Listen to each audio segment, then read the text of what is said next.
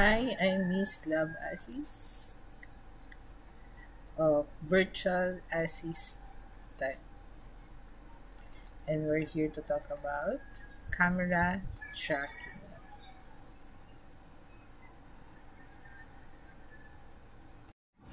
Okay, so let's proceed with our camera matching.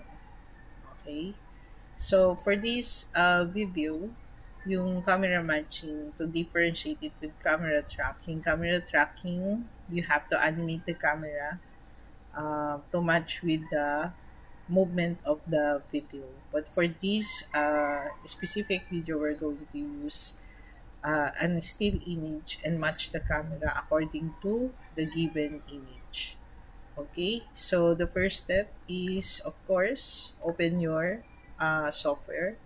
Second is, we're going to create a camera. I love to use camera only. Okay, and then the next step is we're going to um, look at the view of our camera so we can see whatever it is looking at. Okay, and make sure that the grid of your 3D space is on. Okay, we're not going to change it, the settings for the camera attribute. Okay, that would depends on the image that we're going to use. Now, third step is just go to view of your camera view, okay, and then image plane, import image, okay. Mine I save for demo purpose here on my desktop, and then click on image, okay. Um, this image was downloaded from the internet. So credit to whoever is the owner is. I might just add it on our screen, whatever this, wherever I got this file from. Okay, so uh, there are two things most beginners. There are one mistake that beginners are doing when doing camera matching. Okay, they are not attaching the image on the image plane, but rather what they're doing is they create um, a polygon plane and then texture this image to the plane. Okay, the problem with that is you're not getting the actual projection on the camera kasi naka-project siya dun sa object rather than the camera. So the proper way is to project your image on the camera. Okay? The image itself, the size itself will remain, if it's projected on the camera, it will remain same size. It will not change the size whether you zoom in or you zoom out on your camera, or you even rotate the camera, it will not change kasi projected siya on the camera lens. Okay, so next thing that you have to consider is analyze your scene. Okay, as you can see, the perspective is wide on the foreground and goes smaller on the background, which is yun naman talaga yung perspective niya, or tinatawag natin perspective. Habang lumalayo, lumiliit yung view or yung object sa view. Okay, so let me create, since my grid is too small, it's too square lang, so it doesn't reach the end of the screen or the view. So what I'm going to do is I'm going to create a polygon plane. Okay, then this plane, I'm going to scale it up to the size of my street, assume size of my street, and scale it longer. Okay, all right. And then let me go through wireframe, and then wireframe on shade mode or Alt 5, and then X-ray. Why do we need X-ray? So that we can see the background. If we do not use the X-ray, we wouldn't be able to see the background. So currently, try to match your since I already have, by the way, since I already have the ground, I can turn off the grid. So let me, so that it's not confusing. Okay. Uh, show viewport grid. Okay. Para hindi siya medyo confusing. Now, if I try to match it on this corner, match the line of your plane to the line on the sidewalk or on the building. Kung ano may magiging point of reference mo. So currently, I'm I think that I already match it. However, if you're going to be very very observant on what you are doing, as you can see yung grid natin, halos hindi nakita dun sa dulo. We have to make it appear. Okay? Ngayon, kahit i-angle ko siya ng whatever angle, parang hindi siya, mukha pa rin siyang putol.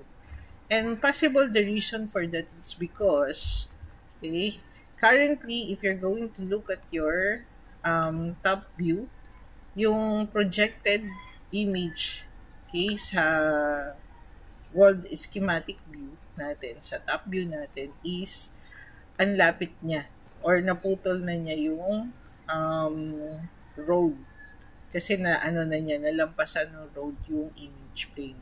So what we're going to do is we're going to view, select camera, okay, and then you go back, you go down to the environment. Sorry, you don't need to go there, but instead you go to the attribute image plane. Yan. Yung tab natin dito sa attribute editor. And then, try natin na diurong yung image center. Okay? However, pwede nyo naman din gawin na kung medyo tinatamad tayo, manghula ng settings. What we can do is image plane, select camera image plane, and then select, and then maybe we can move this. Hindi natin siya ma-move, wala yung manipulator ko. If I try to move this, hindi gumagalaw. Okay,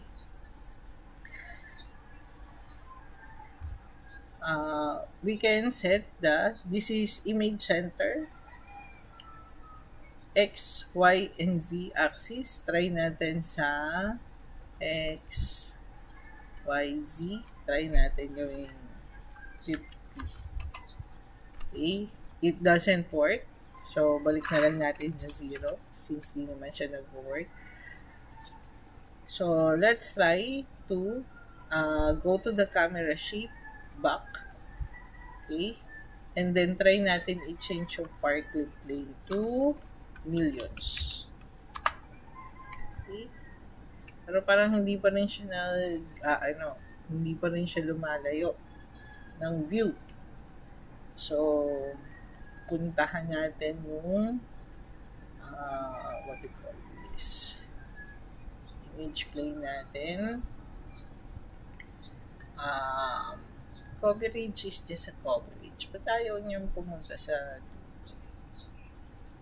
depth. Hinahanap ko. Try natin 1,000. Yun. Sumobra na layo niya. As you can see, layo na niya sobra. Which is okay lang kasi kahit lumayo naman yung image plane, ang ginagawa lang naman yan is it will not cover your object in the scene.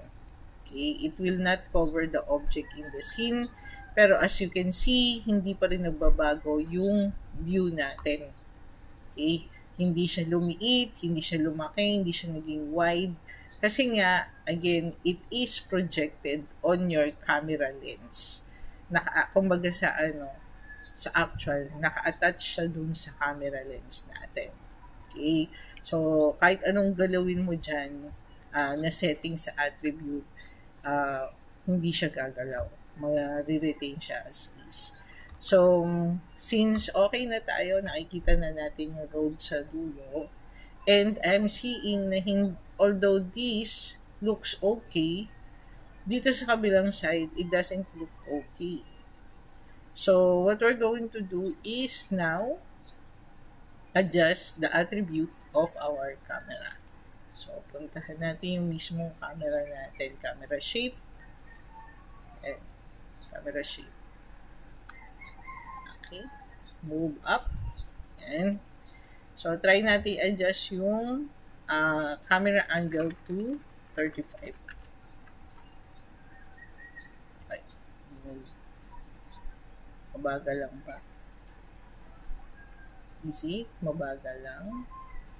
Yung mga iba kasi naka-open sa screen. Easy.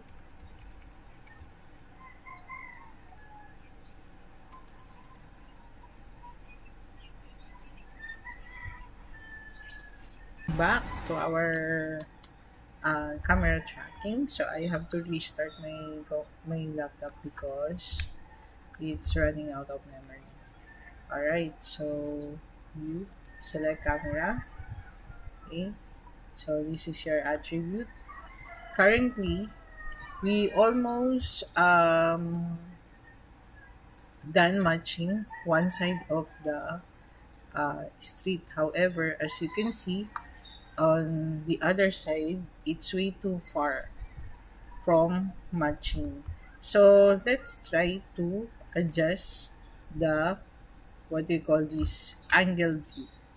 So I tried to make the angle view is smaller, and as you can see, somehow it's already matching.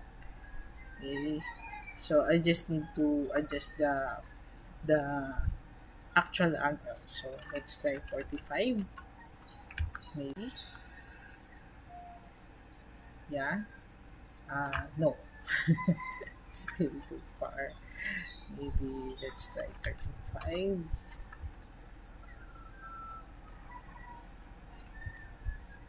35. Almost getting there. As you can see, this line is already matching this side, but however, this area is not matching. Let's try to lower the angle. Easy. Also, whenever you adjust the angle, it tends to shorten the grid, the ground that we created. So there you go. I tried adjusting it.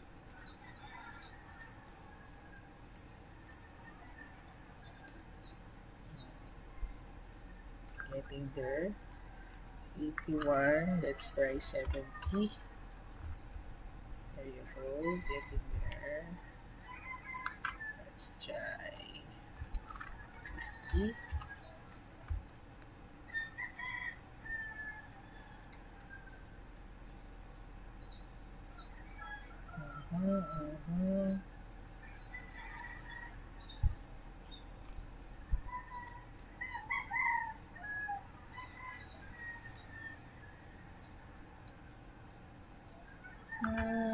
Parang hindi siya dapat pababa. Try natin 90.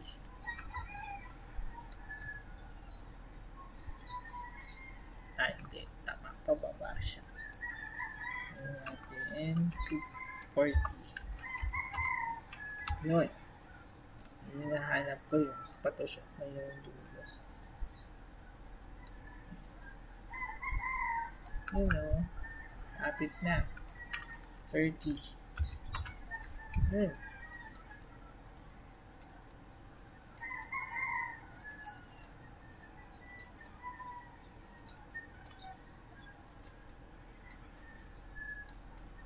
Yan. Getting there. But yung dito kasi natin, yung sa foreground, medyo hindi pa rin. So, try natin 20. Yan, medyo mas wider na yung harap. Nakikita niyo yung distortion sa harap niya. Para siyang naka 0.5. Okay. Still not getting there. Siguro 10. Sobrang distorted na. Maybe 15. Too much na kasi yung 10. So, try natin 15.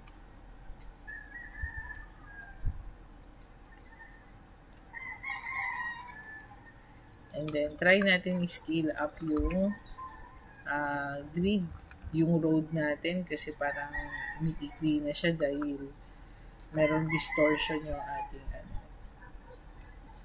Yeah. Almost getting. So, nire-rotate ko ng camera. Nag-alt middle mouse drag ako.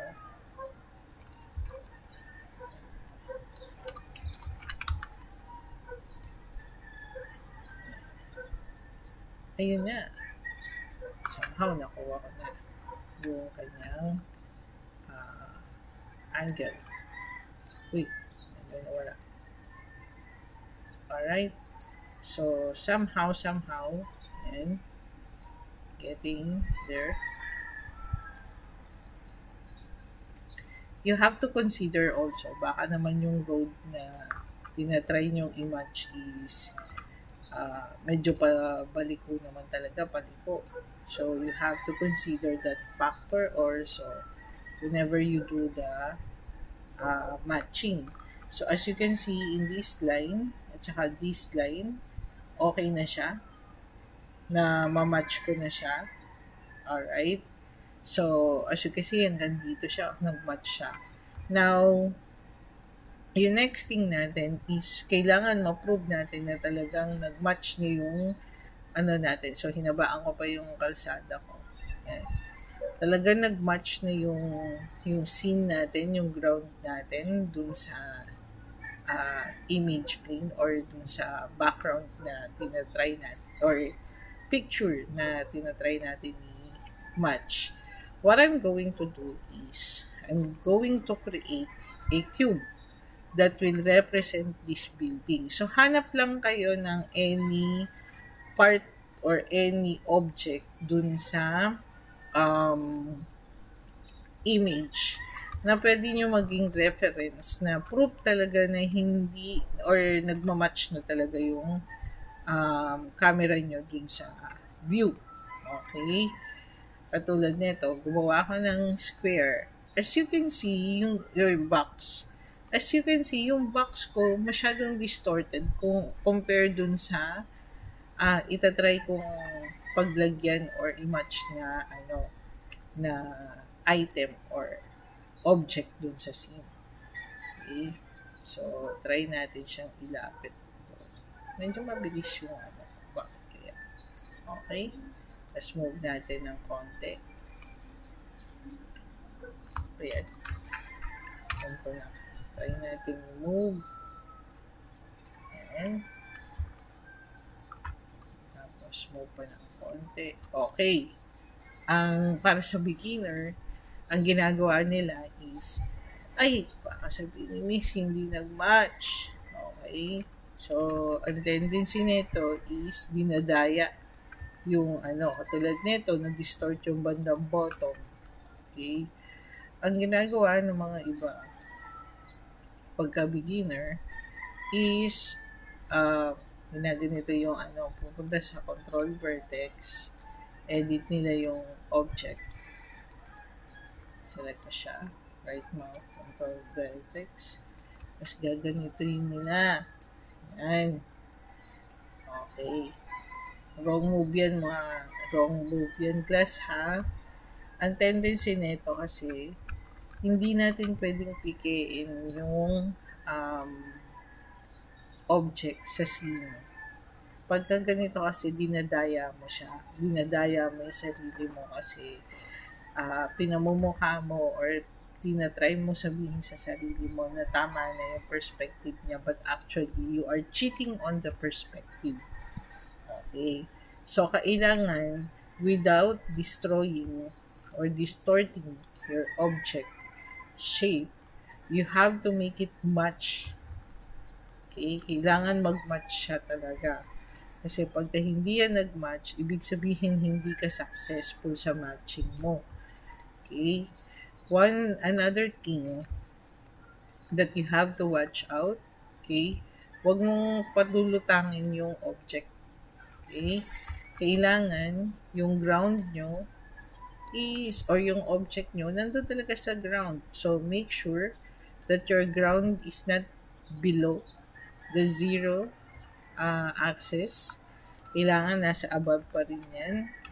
So, ginagawa ko pag is nilalagay ko sa baba yung manipulator, yung center, para pag yung scale up ko siya, madali siya mag-scale up. And as you can see, yan, medyo di ba? Medyo okay naman siya, miss eh. However, ang problem ko is distorted masyado yung box ko. Ibig sabihin, kahit successful ako dun sa ground ko, yung sa elements na meron ako sa scene, hindi siya successful kasi distorted. So, we still need to adjust yung camera natin. Kailangan i-adjust nyo pa rin yan na dapat sakto siya dyan sa perspective mo building na nasa image natin. So, pupuntahan natin, babalikan natin ulit yung try natin pa rin siya. 50 mm. Okay. Tapos, adjust natin. Yan, medyo di ba? Naka 50 ako. And as you can see, wala masyadong distortion dun sa ko. Sa building na tinatry natin i-mimic.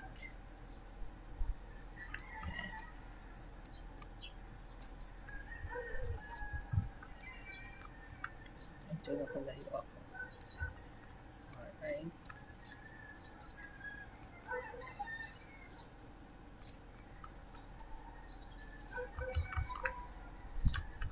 So, try natin i-mimic yan. Parang yung 50 is masyado maliit. I-try natin 45.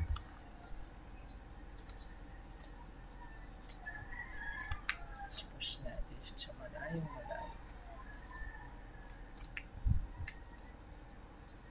Actually, malapit pa nga pala yung building ko.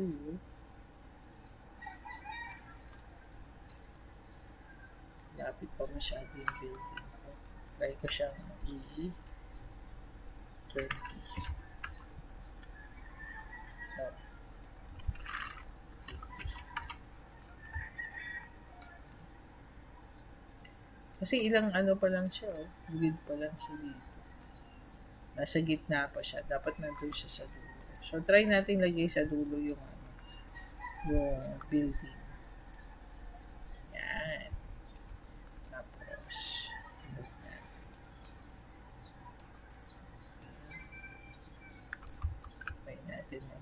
In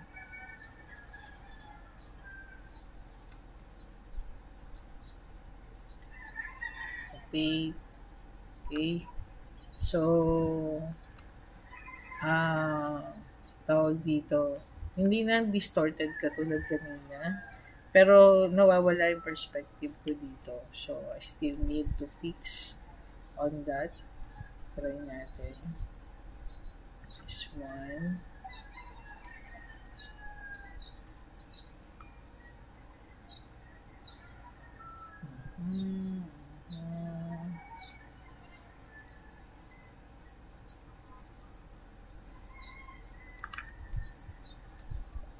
Yeah.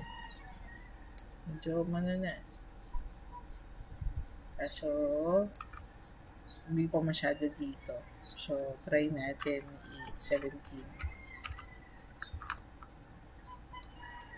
Kailangan ma-match natin siya katulad ng matching natin kanina. Nung wala pa yung building. Well, ang snappy nung ano. Alright. Oops. Tawad. Alright. Konti pa. Siguro 15.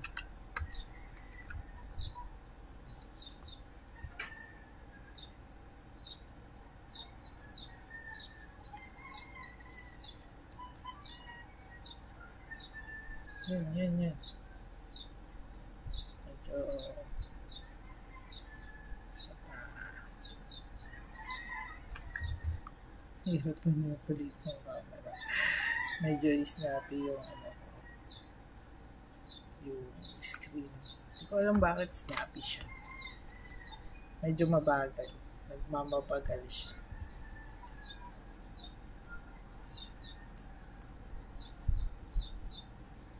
Nagre-record kasi tayo. Kaya medyo ano. So, nung 15 ko, masyadong ano, kanina kasi 17 eh, malapit na. So, try natin mag 20.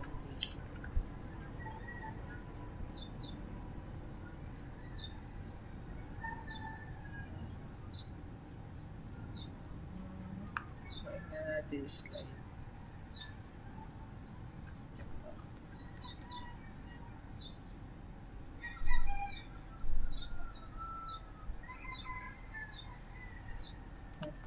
Na. Tapos, yan. Ay. Tapos, baka naman kasi, kulang lang sa lapad yung ano natin, model.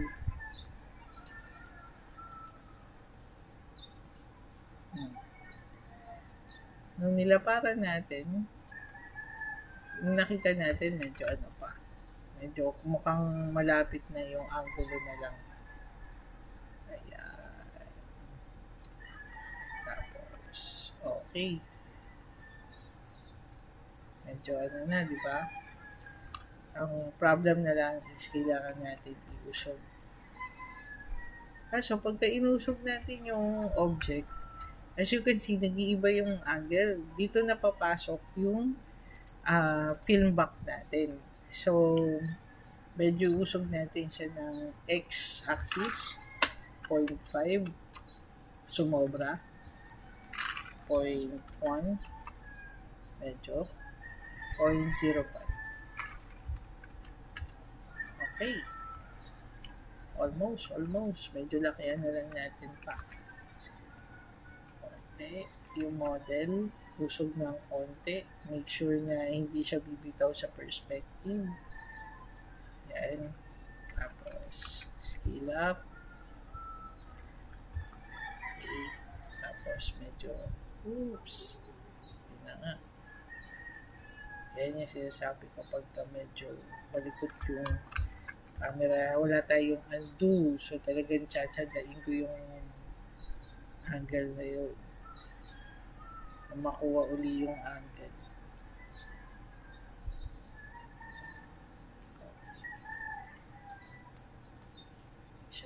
Diyan.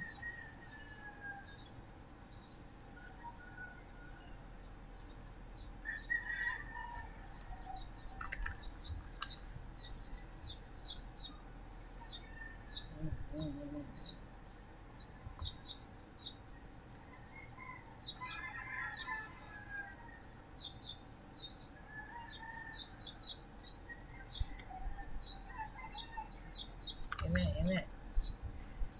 Konti na.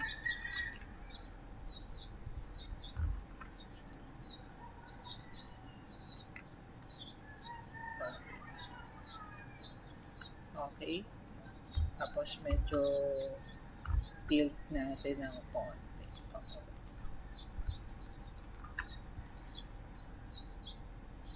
Yan. Para hindi na masyado malikot yun.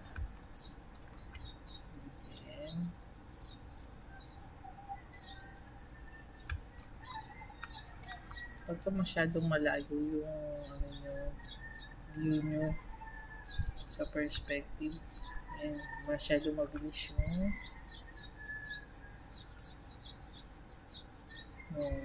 movement ng camera. Konting galaw nyo lang, hirap na mag-step. Alright.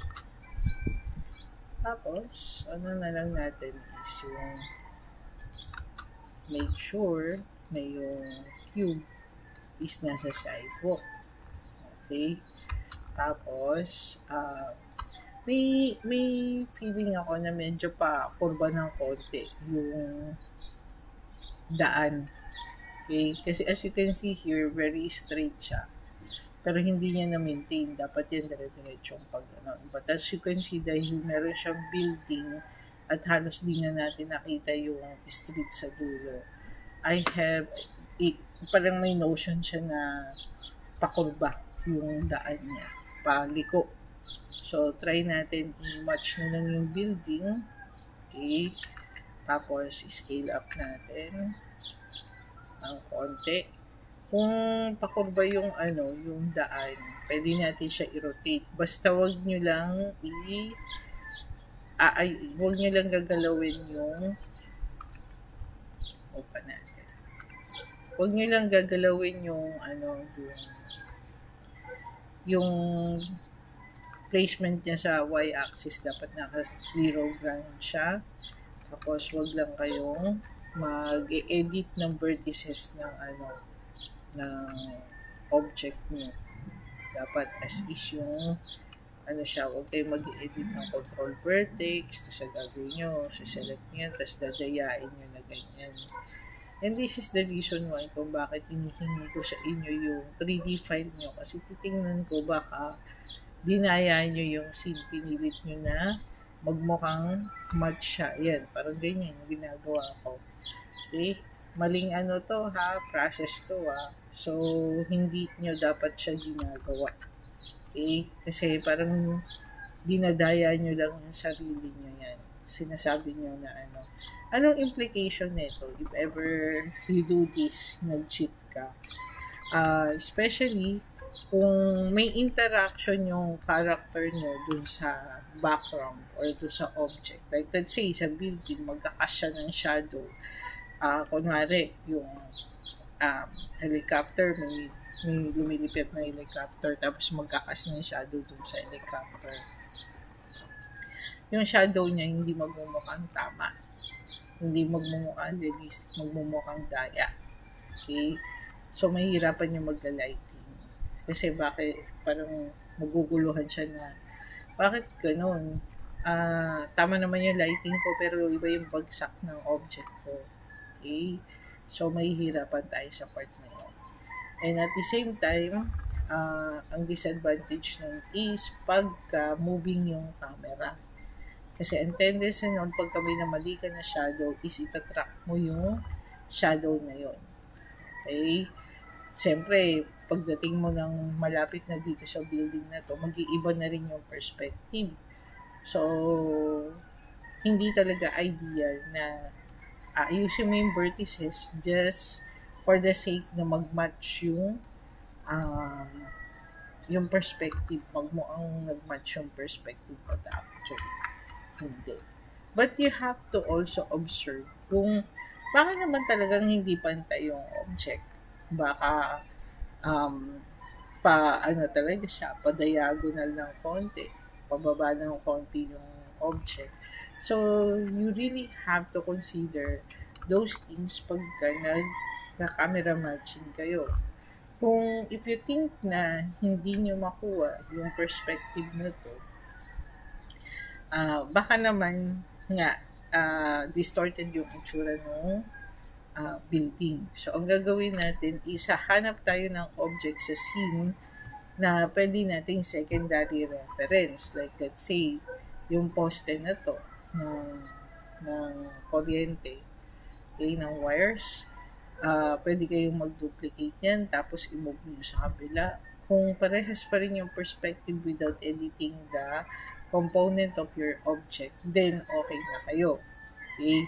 Another thing is create another building. Siguro, isimulate nyo yung building na to. Okay? So, mas malapit to sa camera.